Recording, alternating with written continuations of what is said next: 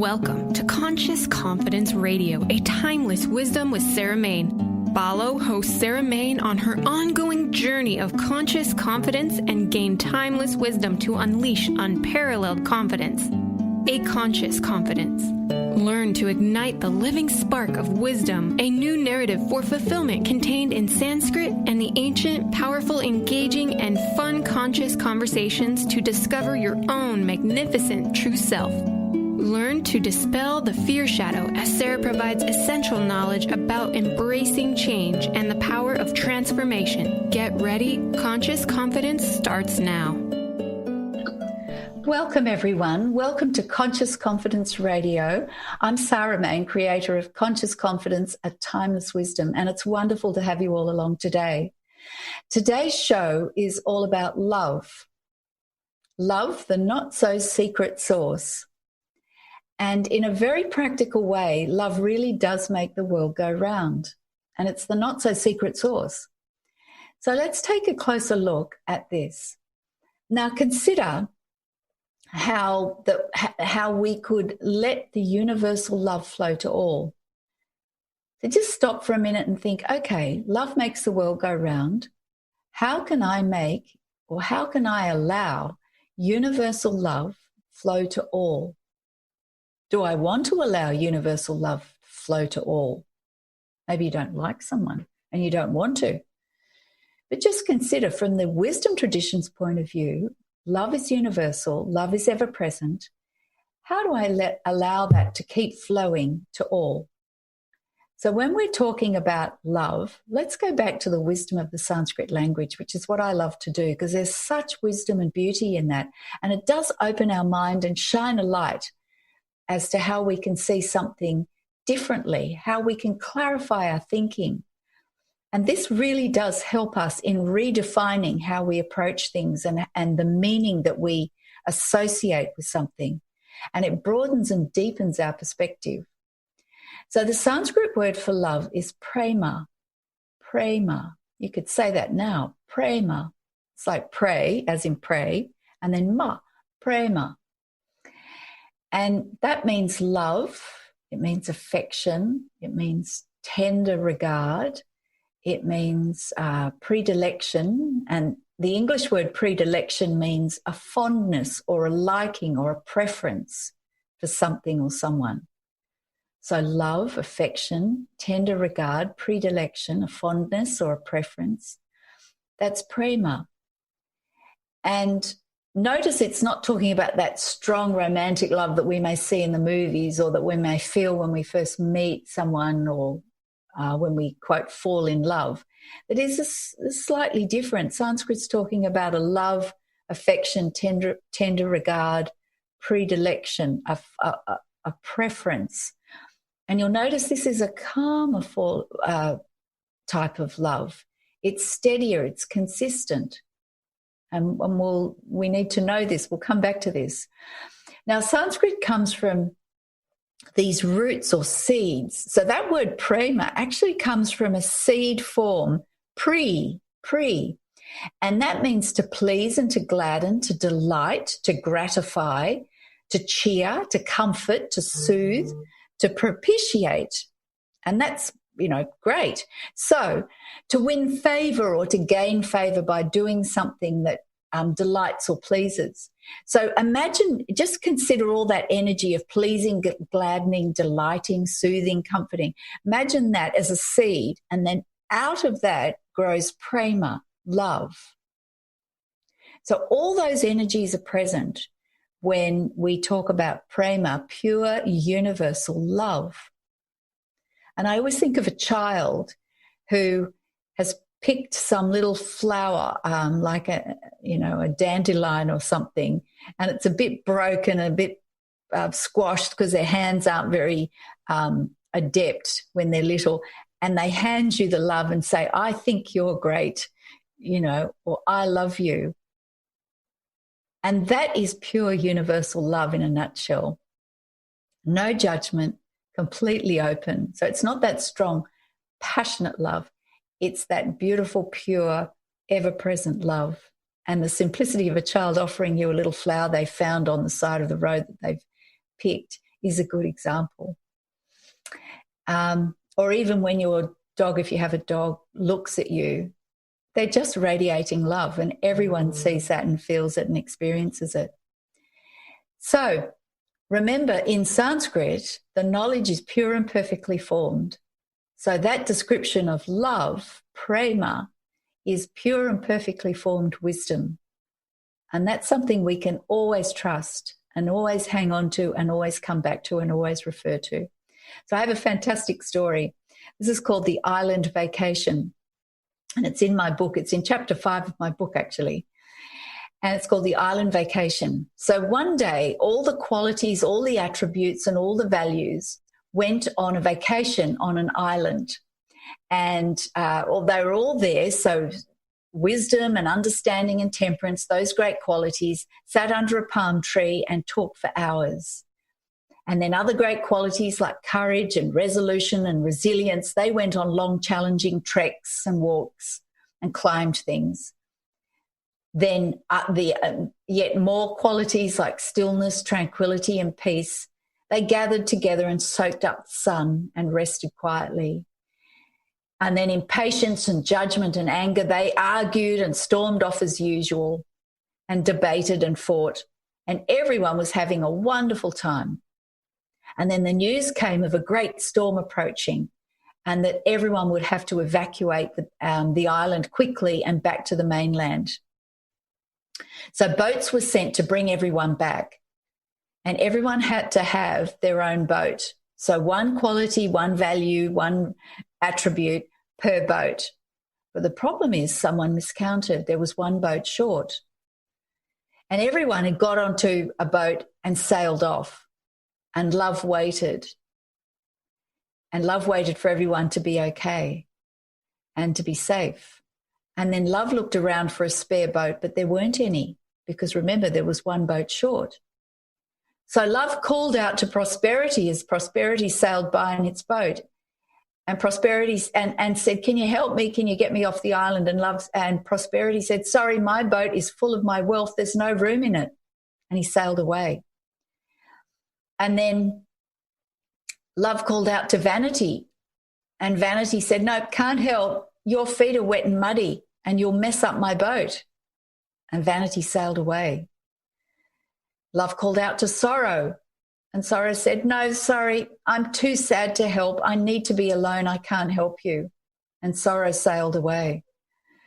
And then love called out to happiness. And happiness said, and happiness didn't even notice that love was calling out, didn't even notice that there was any request for help. Happiness was just having such a good time in all the excitement. So this went on and on with all the boats that sped by. But love didn't judge. Love just accepted the situation, and the storm was getting worse and worse. So then love heard a voice, "Get in quick. I'll get you back to the mainland." And in the confusion, love didn't even notice who the rescuer was. So back on the mainland, love asked around to discover who his rescuer was, who was the rescuer. And wisdom came over and said, "It was time. Time rescued you. Time helped you. Only time knows the true value of love. Only time knows what love can do. Only time knows that love brings real peace, happiness, and prosperity." So what does this story mean? We miss out on love if we become too fixated on other things, on prosperity, on happiness, and on sorrow, on anything really. So prema, pure universal love, is ever present. Universal means present in all circumstances and at all times. So prema, pure universal love, is always present. So think of a parent, think of new parents looking at their newborn baby for the first time. Prema's there. Think of a couple making a lifelong commitment to each other. Think of exquisite music that makes our soul and our hearts soar to another level. They're the easy ones. But what about when the music is a bit discordant and we don't like it? What about when the relationship turns out not to be lifelong? What about when that adorable baby and child grows up to be a rather unpleasant adolescent? Where's the universal love then? Did prema, universal love, check out for a while? Well, not according to the timeless wisdom traditions. Love is still there. It's just being covered up like clouds concealing the sun from the clear view. So what do? Give love first. Always give. Give first. Let the love flow, no matter how you're actually feeling. You have to overcome that and just let the love flow. And then love will come back to you because it's a flow. Love is ever present. So let the love flow first. Take that first step. Take the responsibility, and love will flow back to you. So here's a practice. At least once a day, for no reason at all, let love flow. Just let it flow. Have this experience. Let this feeling come to you of love flowing out. Relax, fall still, become calm, breathe deeply, and let go and allow love to flow. Consciously do that and try it every single day, at least once. You can do it when you wake up in the morning. That's a great time to do it because it's like resetting your mind and heart for the day to start from allowing love to flow. And you can only do that in the present moment. And then do it before you go to bed at night. And maybe once during the middle of the day. Try it as often as you can during the day. Try it for a week. Letting the love flow first, regardless of situations, and especially when you don't like something. That's a great time to practice. And you'll be amazed at the change and the effect that has. So we're going to take a break soon. And after the break, we come to mailbag time. So ask me your questions and ask me anything you like. And I'll tell you a bit more about conscious confidence and where you can find out more about conscious confidence, and you get to hear some Sanskrit. So remember, whilst we're taking a break, allow that love to flow for no reason at all, because pure universal love, prema, is ever present, just like the sun. And the reason sometimes we don't feel love is just simply because the clouds have come over and so-called concealed the pure universal love, the prema, which is ever, ever present. So we're going to take a break and we'll see you back soon. Inspire, create, empower. Only on TransformationTalkRadio.com. Sanskrit is not just a language to be written and spoken, but it is a doorway to gaining understanding of how we experience life and truth. Conscious Confidence is a book written by Sanskrit scholar Sarah Main. The stories Sarah shares will take you on a journey of understanding how the power of this ancient language is not only still relevant, but can truly transform your everyday life. Drawing upon the deeper meanings behind the Sanskrit words for confidence, Sarah Main outlines principles for harnessing the fourfold energy of conscious confidence: focusing, uniting, simplifying, and energizing. Not just a book, a life guide. Available now on Amazon, Barnes & Noble, Inner Traditions. You can find all of those links on consciousconfidence.com. TransformationTalkRadio.com. Did you know that when we talk about the Earth's ecosystems, the most important ecosystem has been left out? We created the ecosystem approach to recapture human potential. Find us at theecosystemapproach.org. Join us every Monday at 1 p.m. Pacific Time and 4 p.m. Eastern Time for the Ecosystem Approach Show with Jason and Patricia on TransformationTalkRadio.com. Do you know how powerful your thoughts and beliefs are in determining your experience of your life? Is it really true that simply by changing some of the words you use in your day-to-day language, that you can change your life? I'm Megan Edge. Join me on Playing on the Edge, Radical Change with Ease, with my co-host Dr. Pat on Transformation Talk Radio. I look forward to seeing you there. To find out more about Megan Edge, visit her website at meganedge.ca.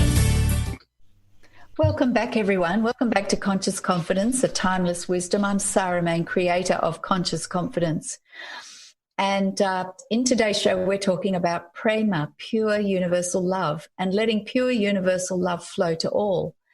And just to recap what we were talking about in the first part of the show, pure universal love is ever present. The wisdom traditions confirm this, and our own experience can confirm this.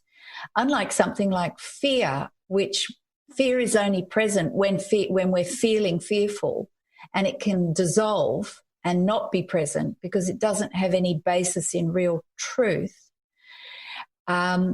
Love is ever present regardless of circumstances, and that is a fundamental difference.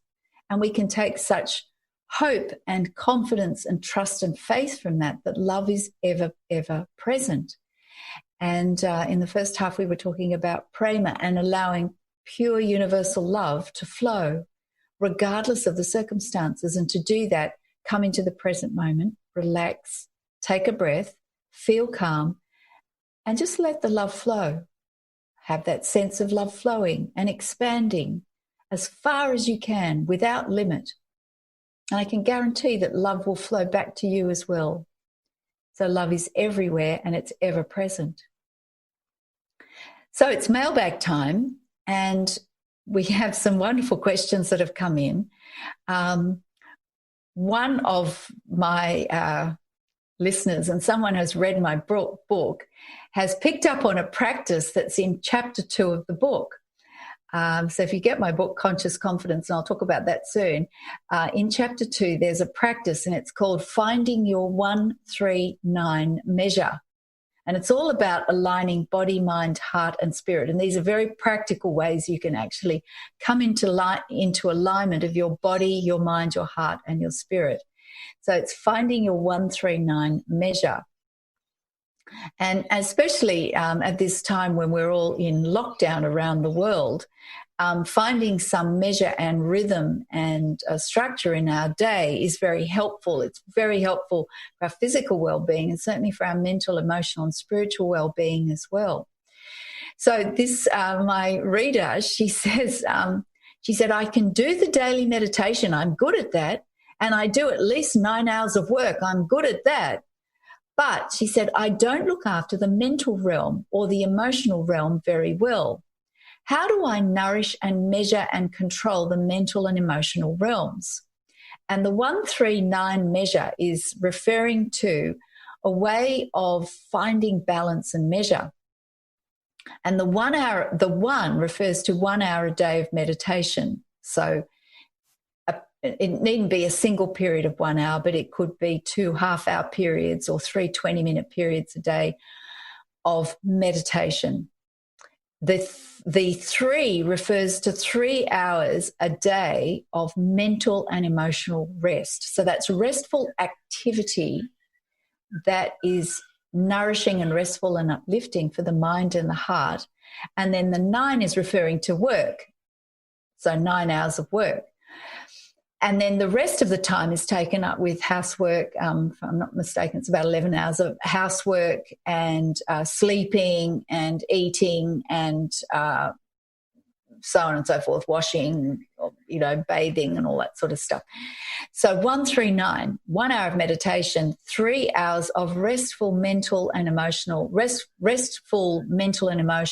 activity, and 9 hours of work. So she said, I'm good at the 1 hour meditation. I'm good at the 9 hours of work, but I'm not good at 3 hours of things that are restful and uplifting for the mind and the heart. And that's every day. Now, it needn't be 3 hours in one block. It could be spread out through the day. So let's just look at that. That means 3 hours of things that you enjoy doing. It could be singing, it could be dancing, it could be art, it could be studying scripture or wisdom or uplifting things like this. It could be a gentle walk where you feel out in nature, where you feel your heart and your soul just feeding and being refreshed and having a rest. beautiful music, either playing and singing beautiful music or listening to beautiful music. If you like craft and art and those sorts of things, it's creating something beautiful.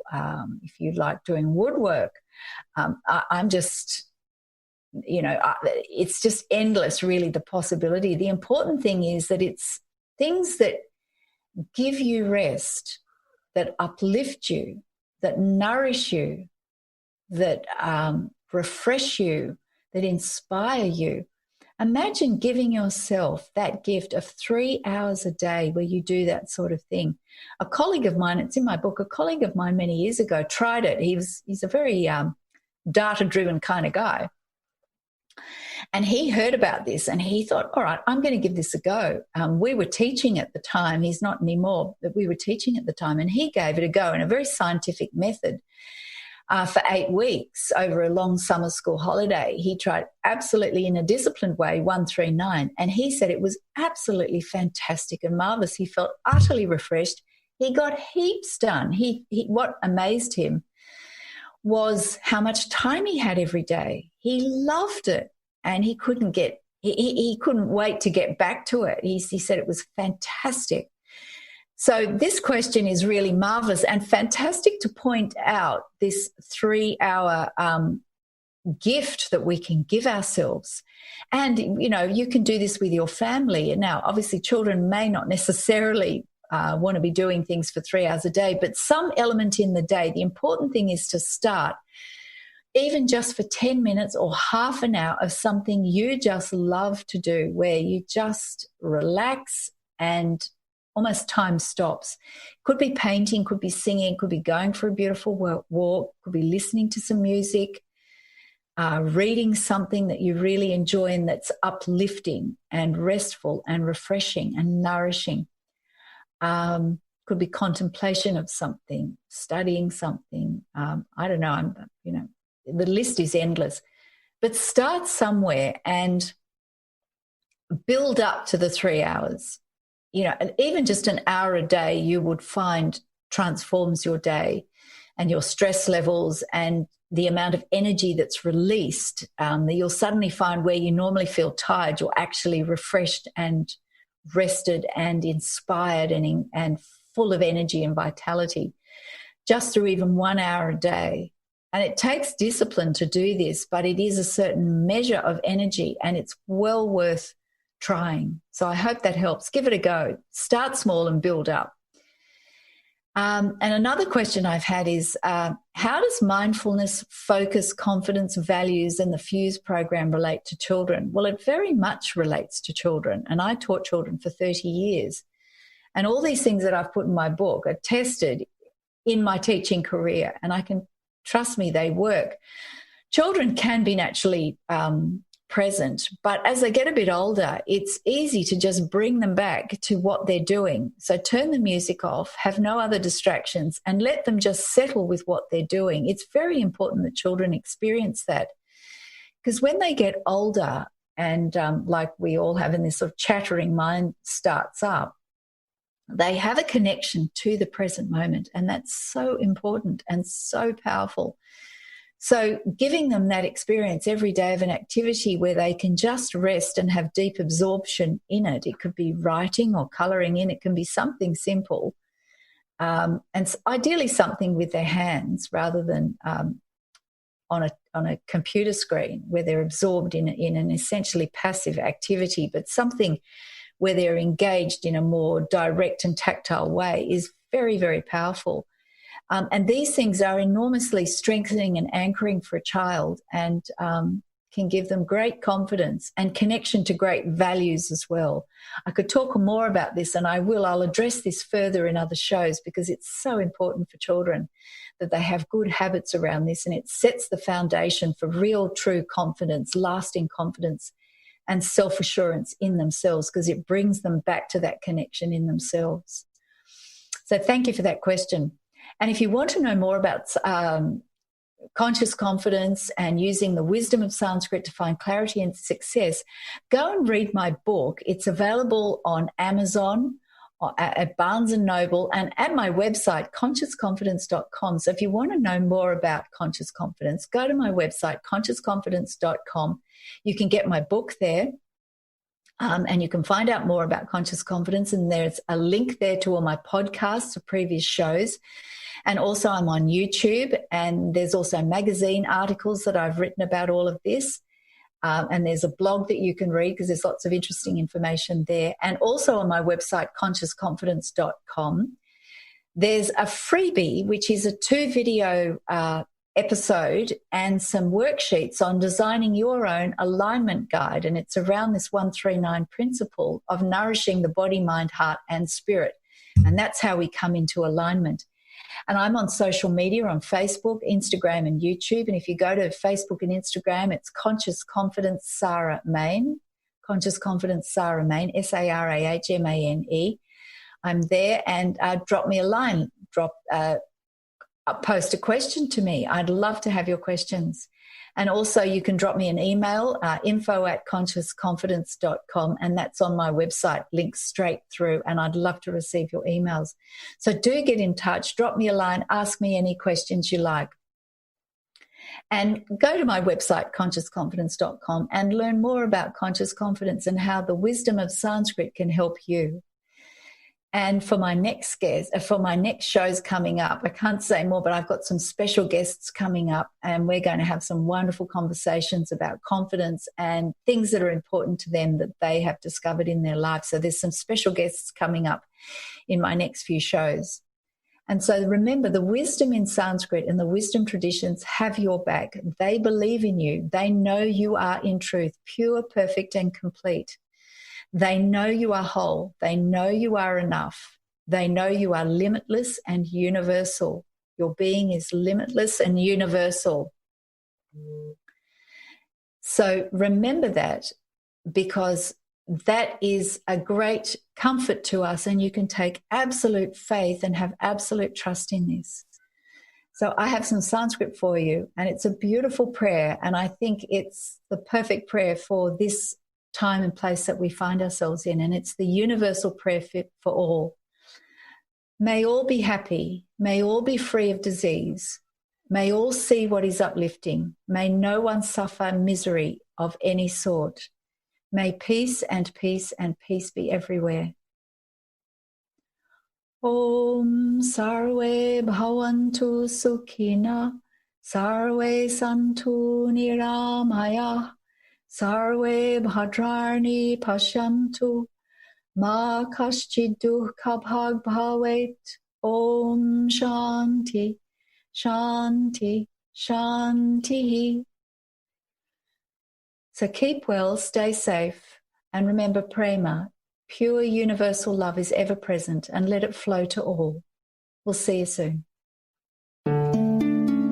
Thank you for listening to Conscious Confidence with Sarah Main. Join us next month on Transformation Talk Radio for more timeless wisdom with Sarah's exciting and innovative approach to living. Discover more joy, freedom, and step into your limitless potential.